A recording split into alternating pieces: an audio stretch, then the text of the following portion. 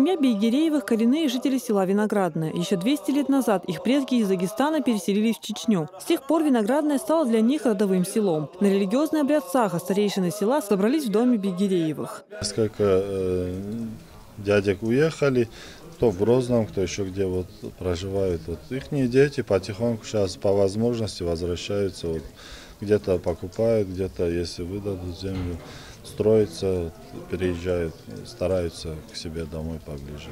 Все собираемся, встречаемся с семьями, и дети, и взрослые, все общаемся, поддерживаем свой род. У кого какие проблемы, там стараемся решить, у кого радость, радуемся все вместе. Небольшое село, где проживает около 3500 жителей, имеет богатую историю. Точной даты основания села нет до сих пор, спорят с разницей в 60 лет, 1739 или 1799. Доподлинно известно имя родоначальника села – это Давлет-Гирей Черкесский. Он заложил аул и в честь сына назвал Бамат-юрт. Первыми наше село переселили алдынцы, источник так написано, алдынцы.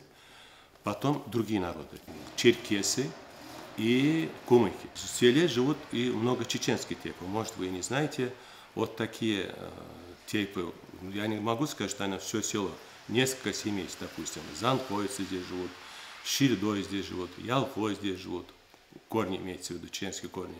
Гой здесь живут, Устаргардовицы здесь, Чинхо, Чертой, Харачоевцы, Хачароевцы и беновицы. На разных этапах развития село меняло название. Во времена Октябрьской революции населенный пункт стали называть Новым Юртом. На фронт уходили уже из Виноградного. Уроженцы правобережья Терека освобождали блокадный Ленинград, участвовали в Сталинградской битве и боролись за Чехословакию. Сейчас в Виноградном не осталось ни одного участника Великой Отечественной войны, но память о них живет до сих пор. 2010 год, особенно год села, можно записать в историю этот год. У нас школа новая, которая построена в 2010 году по поручению главы республики Рамзана Ахматовича Кадырова. Построили за кратчайший срок, можно сказать, за 3 месяца, новую трехэтажную школу.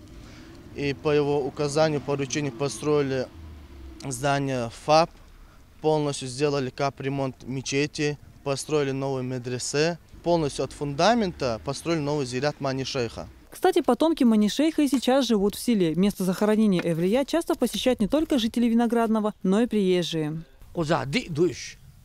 Кузахара кертак ходу хар зират постоянно дукку нахлятен кузахин залятиш бу лятер долушло.